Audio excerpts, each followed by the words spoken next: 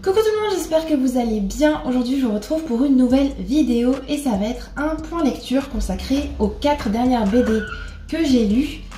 Donc il y en a une que j'ai laissée à la bibliothèque. Ça a été des bonnes lectures globalement, des très bonnes lectures même pour certaines. Donc on va commencer sans plus tarder. Donc la première BD dont je vais vous parler, c'est Le Petit Astronaute, je crois, de Jean-Paul Ed.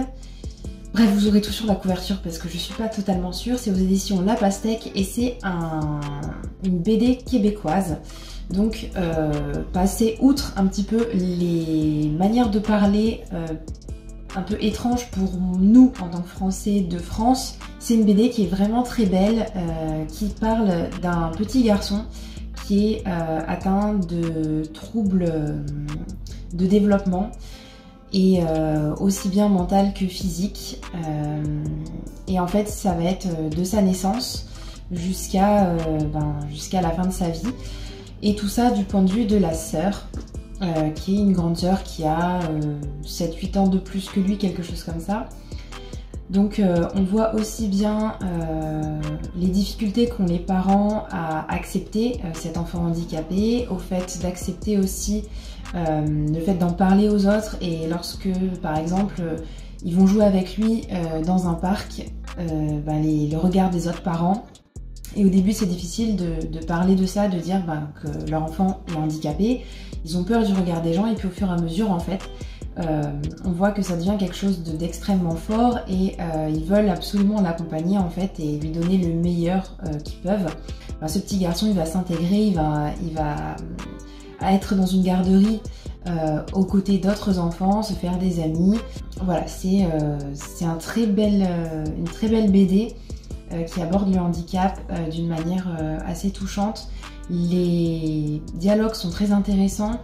Donc c'était raconté d'une manière très poétique, très douce, mais aussi assez réaliste par bien des côtés. Donc ça a été une très belle découverte, les dessins sont aussi très jolis. Donc voilà, je vous la conseille fortement si vous avez envie de découvrir une BD assez touchante. Ensuite, j'ai aussi lu In Waves de H. Dumbo aux éditions Casterman. C'est un roman graphique qui est assez dense, assez long. Et pour autant, les illustrations sont très grosses, prennent toute la page, et il y a très peu de texte en fait, voilà. On a des parties qui sont en bleu et qui concernent l'histoire, on va dire, principale, et les parties en marron qui sont la partie plus documentaire, puisque ce roman graphique se sépare en deux parties. Une partie sur le surf, vraiment type documentaire, avec la création du surf, d'où ça vient, comment ça a été pris par les Blancs, puisque à la base ça venait d'une petite île perdue en pleine mer, comment les Blancs se sont appropriés cette pratique, comment ça a évolué, quels sont les différents personnages qui ont fait du surf une pratique maintenant reconnue. Donc on a cet aspect-là, et de l'autre côté on a aussi l'histoire d'H. Dumbo, puisque c'est son histoire à lui, c'est une autobiographie, son histoire avec Kristen, qui est la fille dont il était amoureux et qui malheureusement a eu un cancer, et ça s'est pas forcément bien fini pour elle.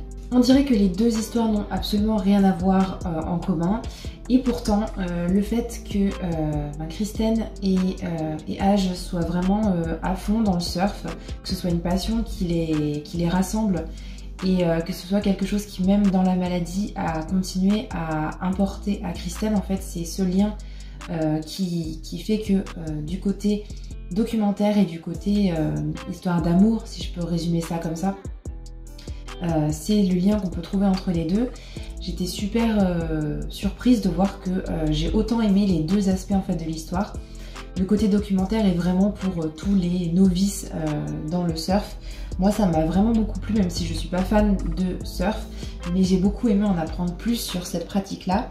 Et puis du côté de l'histoire d'amour et de l'histoire d'âge, ça a été assez touchant, assez poignant. C'est encore une fois une lecture qui est assez douce, dans le sens où on va pas s'apitoyer non plus sur le sort du personnage. À la fin on est quand même très triste de ce qui se passe, et on est forcément touché, je pense, par cette histoire. mais c'est raconté d'une manière toujours avec un aspect positif en fait, avec des souvenirs très positifs de Kristen, qui n'a jamais baissé les bras et qui a toujours été une sorte de rayon de soleil si on veut, même lorsqu'elle était très malade. C'est ces deux côtés en fait, la fatalité de la maladie et de l'autre côté la joie finalement de Kristen qui fait que on tombe pas dans quelque chose de très lourd et de très dramatique. Ensuite, je vais continuer avec une autre lecture, Ne m'oublie pas, d'Alix Garin aux éditions Le Lombard, que j'ai vraiment beaucoup aimé. Les dessins, déjà, je vais vous montrer ça, sont très jolis, je trouve. J'aime beaucoup le choix de la palette de couleurs qui est très pastel. C'est l'histoire d'une petite mamie, alors je ne sais pas si on a son nom. Je ne crois pas. Donc bref, une petite mamie qui va fuir avec sa petite fille Clémence, qui va quitter l'EHPAD pour aller rejoindre sa maison de jeune fille. En fait, c'est Clémence qui l'a prise plus ou moins en otage, qui l'a kidnappée pour l'emmener là-bas parce qu'elle en a un petit peu... En fait, on n'a pas vraiment d'explication, mais je pense que c'est parce qu'elle en a marre de la voir dans cette EHPAD et complètement amorphe, complètement l'ombre d'elle-même. Elle a envie de vivre un peu les derniers instants avec sa grand-mère. Donc elle part à l'aventure avec sa voiture et elle n'a pas prévu grand-chose. Elles vont dormir à l'hôtel. Et il va se passer mille et une choses qu'on n'imagine pas en fait en ouvrant cette BD, et c'est ce que j'ai apprécié, c'est qu'il se passait vraiment beaucoup de choses. Il y a beaucoup de thématiques, donc cette mamie elle a Alzheimer, du coup elle reconnaît même plus Clémence. À certains moments elle la prend pour une étrangère, elle sait pas trop ce qu'elle fait là. De voir comment Clémence doit s'occuper de sa grand-mère, d'elle comme d'une petite fille en fait. Et en fait c'est de se rendre compte, je trouve que c'est cet aspect là qui est vraiment bien mis en avant. Et à la fois aussi la difficulté que Clémence a de voir sa grand-mère de cette manière-là. Et puis on parle aussi de relations LGBT, on parle aussi de nostalgie, puisque forcément Clémence elle a des souvenirs avec cette grand-mère. Et ça lui fait aussi penser à sa mère et au fait que un jour elle sera peut-être comme ça. Enfin, en fait du coup ça regroupe beaucoup de choses. Et c'était d'une manière assez douce, encore une fois, comme dans la précédente histoire, mais et aussi avec un humour assez piquant, enfin bref, un rythme aussi très bien mené, enfin une BD que j'ai vraiment beaucoup appréciée. Donc si vous avez envie de la découvrir, n'hésitez surtout pas. C'était vraiment super chouette. Et la fin aussi est très jolie. Bref, tout de A à Z m'a plu dans cette BD, donc foncez pour la découvrir. Et pour finir, je vais vous parler de Le Perroquet de SP aux éditions Glénat, qui là m'a totalement bouleversée. Là on suit Bastien qui a 8 ans, donc ça va être du point de vue du petit garçon qui voit sa mère faire des allers-retours avec l'hôpital, puisque elle a constamment des crises, ce qui fait qu'à chaque fois elle devient incontrôlable. Et donc elle va passer quelques jours à la maison et puis être envoyée à l'hôpital pour des jours, des semaines, voire des mois où il ne va pas voir sa maman. Donc d'après les médecins, sa maman souffre de troubles bipolaires à tendance schizophrénique. Et ça donne des choses vraiment des crises d'hystérie, de folie. Enfin je suis pas... je connais pas les termes exacts, mais c'est vraiment représenté. Voilà, je vais vous montrer par exemple une planche où on voit la mère qui se tord dans tous les sens, qui crie comme si on l'égorgeait, quoi. Ça fait peur à des moments vraiment. Et puis le fait que ce soit du point de vue du petit garçon, forcément on voit les choses de son regard d'enfant, donc il y a certaines choses qu'il ne comprend pas. Il y a certaines choses qu'il arrive à comprendre, mais il se sent totalement impuissant par rapport à la situation. Et en fait, il n'est pas le seul, parce que le mari est aussi totalement impuissant.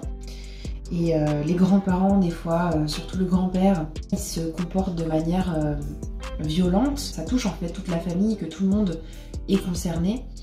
c'est présenté par épisode de vie, en gros. Donc on a par exemple là sur Baby Blues, ça va être une partie, donc tout va être d'une seule couleur. Et puis ensuite on va passer à autre chose et ça va être d'une autre couleur. Donc là c'est sur les copines. Et en fait je pensais que le fait d'avoir des épisodes de vie, il n'y aurait pas forcément de lien, où on serait un petit peu perdu, ou ce serait pas forcément intéressant. Et en fait non, pas du tout. Le fait qu'on ait ces petits moments de vie, ça montre que partout, en fait, à chaque moment, il y a des crises, il y a quelque chose qui va pas, et que ça peut se déclencher n'importe où, n'importe quand. Ce que j'ai trouvé aussi vraiment très fort, c'est l'état de la mère lorsqu'elle revient de l'hôpital. À certains moments, on la voit complètement amorphe. On lui a donné des calmants, on lui a donné des traitements tellement forts. Son fils s'en rend bien compte et pour autant il doit faire avec, mais il se rend compte que c'est plus sa maman, qu'elle n'est plus qu'elle n'est plus normale entre guillemets. Et on voit aussi donc des changements psychologiques et on voit aussi des changements physiques. Des fois elle arrive, elle a 10 kilos de plus. C'est assez dur aussi à voir, ça, à digérer, à s'en rendre compte, et c'est vraiment une BD qui le montre très bien. Je ne sais pas comment finir cet avis sur ce livre, mais je vous le conseille beaucoup. Peut-être pas à tout le monde, ça peut. Je trouve que c'est vraiment très choquant. Enfin, ça fait peur vraiment de la manière dont c'est traité, dont c'est fait, dont c'est présenté. Il y a un côté très cru. Donc je le conseillerais pas forcément à tout le monde, mais voilà, c'est vraiment un livre qui moi m'a profondément touchée, profondément fait ressentir des émotions. Donc si vous l'avez lu, n'hésitez pas à me partager votre avis en commentaire parce que ça m'intéresse de savoir si vous avez ressenti la même chose ou pas. Et je crois qu'elle a gagné un prix ou deux, ou enfin bref, donc ça m'étonne pas. Voilà, je vais m'arrêter là pour ma vidéo, j'espère qu'elle vous aura plu. Et n'hésitez pas à me dire en commentaire si vous avez lu un de ces titres. Et je vous dis à bientôt dans une prochaine vidéo. Ciao ciao!